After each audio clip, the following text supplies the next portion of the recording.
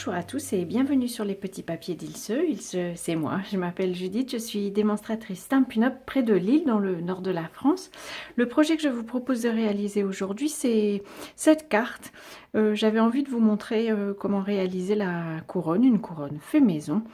On peut du coup adapter tous les dessins qu'on y trouve. Bref, je vous propose d'y aller tout de suite. Pour pouvoir réaliser ce genre de couronne, il va falloir d'abord préparer un outil qui va pouvoir nous servir à plusieurs reprises. Pour préparer cet outil, j'ai découpé un carré qui mesure 14,85 cm sur 14,85. La dimension me permet juste de placer deux de ces masques dans une feuille A4, vous me connaissez, j'aime optimiser le plus possible les fournitures que j'utilise. J'y trace d'abord une croix en partant des coins et puis ensuite en utilisant ma règle en T, je vais aussi tracer une ligne horizontale et une ligne verticale qui passe par le centre qu'on vient de trouver en traçant nos diagonales. Ces marques-là vont nous permettre ensuite de découper à l'intérieur de notre masque deux carrés, un qui va se trouver dans la forme traditionnelle, on va dire, et un autre qui va être en biais, plus ou moins comme on représente plutôt d'habitude un losange. Dans ce carré-ci, cette fois-ci, j'ai envie de faire un masque qui va mesurer 10 cm de côté. Du coup, je vais d'abord marquer mes lignes. Je vais placer les 5 cm de ma règle sur le centre qui nous a déjà servi plusieurs fois et je vais marquer 5 et 10 cm et je fais la même chose de façon verticale, donc 0, 5 et 10 cm. De là, je reprends ma règle en T, c'est quand même très pratique cet outil, et je vais pouvoir tracer une ligne qui passe par le trait que nous venons de marquer et qui part à chaque fois des diagonales, qui rejoint une diagonale à l'autre. Je fais la même chose avec l'autre marque que nous avons tracée et à nouveau encore la même chose avec les marques que nous avons tracées sur la ligne horizontale. J'aurai donc de cette manière tracé un carré. C'est notre premier carré. Ce carré, je vais pouvoir le découper proprement avec le coupe-papier. J'espère que vous voyez. Donc tout simplement, là je vais me placer de manière à couper le carré. Donc je démarre au trait que j'ai tracé en utilisant la petite marque qu'on trouve ici. On me place à nouveau le mieux possible. En fait, on doit se placer ici à 12,4 cm. C'est la taille de mon papier d'origine qui décide ça, si on peut dire. C'est une drôle de marque, mais... Oh, je me suis mal placée, 12,4. Heureusement, je suis à l'intérieur de mon carré, sinon j'aurais pu tout recommencer. Et donc voilà, on a un carré qui va se détacher. Voilà, et qu'on va pouvoir utiliser. En fait, je vais utiliser ce même carré en le plaçant de côté, de cette manière-là. En fait, les lignes que j'avais tracées ici, je vais les placer sur les lignes. Donc en fait, ce sont les diagonales du carré d'origine que je vais placer sur la ligne horizontale et la ligne verticale. Et je vais utiliser, en le plaçant le mieux possible, je vais utiliser ce repère pour tracer les côtés du carré, ici, parce qu'en fait, ce sont des lignes que l'on va ensuite découper. Et ces petites pointes, si on peut dire, je vais les découper là juste avec des ciseaux. Donc l'idée, c'est juste de rajouter des angles au carré qu'on a déjà découpé à l'intérieur de notre masque. Ce masque, on va pouvoir le conserver. Il va pouvoir servir plusieurs fois.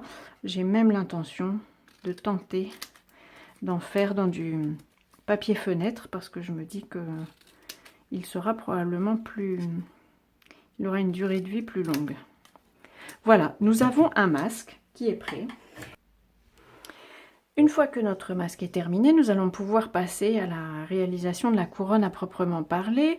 Alors il ne vous aura pas échappé que le carré que nous avons découpé à l'intérieur mesure 10 cm de côté. J'ai donc découpé un carré en murmure blanc qui mesure 10 cm de côté que je vais fixer avec l'aimant.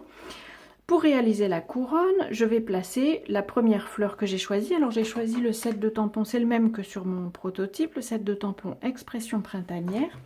Et je vais en prendre la fleur la plus petite parce que c'est la plus pratique pour notre démonstration. Je la pose de préférence sur un côté. Je la ramasse. Je l'ancre. Là, j'ai choisi du Piscine Party. Et j'en fais une première impression. Quand j'ai fait ma première illustration, je vais décaler mon carré d'un cran dans le masque que nous avons réalisé. J'ancre à nouveau et j'imprime une deuxième fois. Et je vais pouvoir faire ce même décalage à chaque fois, donc 8 fois, nous avons 8 crans, et réaliser déjà une première illustration en clair. Puisque le Stamparatus a 2 portes, je vais même pouvoir en profiter.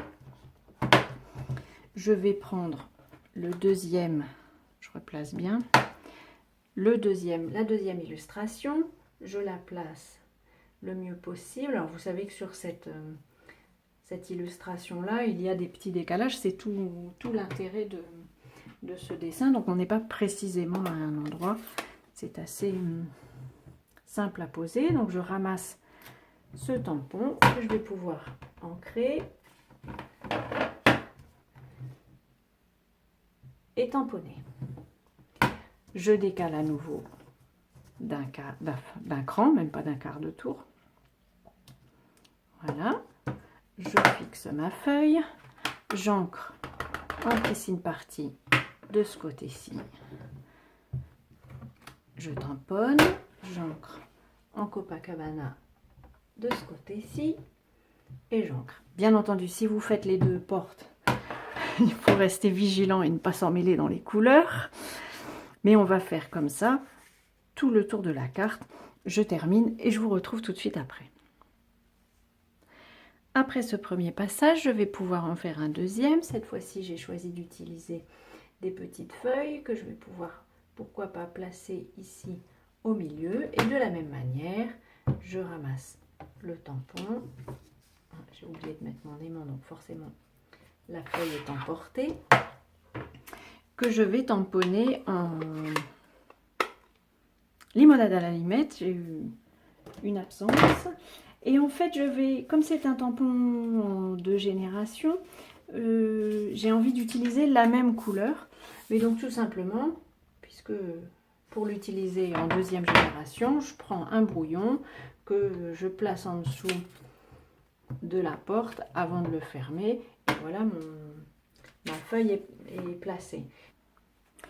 Je vous retrouve, j'ai envie d'un dernier tour, cette fois-ci plutôt rosé avec un autre motif floral. J'ai replacé tous mes éléments à leur place et à nouveau, j'ai envie d'une couronne un peu fournie en fait, si on peut dire. Mais à nouveau, c'est tout l'intérêt de cette technique, c'est que on peut faire tout un tas de motifs. Les motifs sont infinis, ils sont variables en fonction de vos envies, des sets de tampons que vous voulez utiliser. Enfin, on peut s'amuser de façon presque illimitée, je dirais, parce que les variantes possibles sont très nombreuses. Ça permet de changer les couleurs de chaque élément, de changer les motifs, de changer la taille de la feuille. Comme vous l'avez vu, là j'ai choisi de couper un carré de 10 cm, mais vous pouvez couper un carré qui mesure 9 cm, 9 cm et demi, exactement ce que vous souhaitez. Il y a aussi d'autres techniques qui sont possibles, des petites variantes, on va dire, que je vais probablement vous montrer dans les semaines qui viennent. Parce que les possibilités sont vraiment multiples avec cette technique.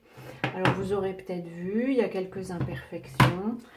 Voilà, c'est du scrap. Moi je ne suis pas trop perturbée par les imperfections. Là je les trouve, j'ai quelques dessins qui se superposent un petit peu. Et à vrai dire, ils sont tous au même endroit forcément, puisque c'est le principe de la technique. Mais ça ne me gêne pas, tant que je trouve que ce n'est pas moche. Ce qui m'embêterait le plus, ce serait des taches. Et du coup, surtout avec des couleurs qui marquent fort comme ça, si je fais une grosse tache en encrant, je préfère l'essuyer tout de suite. Voilà, je termine mon tour comme les autres fois et je vous retrouve.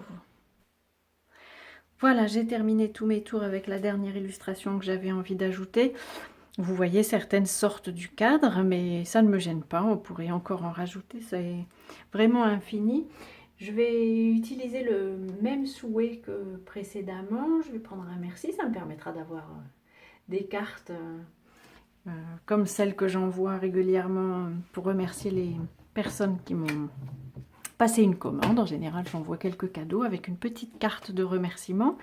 Le souhait, je vais à nouveau le tamponner en noir parce que je trouve qu'il ressort bien, donc j'utilise de l'encre Memento. J'aime bien cette encre parce que elle est propre, elle fonctionne avec les Stampin' Blends et en plus elle est facile à nettoyer sur les tampons, donc c'est vraiment une de mes préférées. Voilà, le visuel de la carte est terminé. Pour terminer la carte elle-même, je sors tout ça. J'ai tout simplement découpé une base de carte qui mesure 10 cm et demi sur 21 et donc que j'ai plié à 10 cm et demi. Je vais pouvoir la coller tout simplement. J'ai envie qu'elle reste simple comme ça, mais après tout, on pourrait aussi y ajouter quelques petites décorations. Je verrai, je les rajouterai peut-être pour réaliser les photos. Ce sera la surprise. Voilà, j'espère que ce projet vous aura donné envie de tester vos propres couronnes. Les possibilités sont vraiment infinies. Vous pouvez utiliser toutes sortes de tampons, toutes sortes de tailles de cartes, tout un tas de thématiques possibles. Si vous souhaitez acheter des fournitures, je vous mets les liens vers la boutique en dessous de la vidéo sur YouTube. Je vous souhaite d'ici à notre prochaine rencontre, comme toujours, de passer de belles journées créatives. À très bientôt!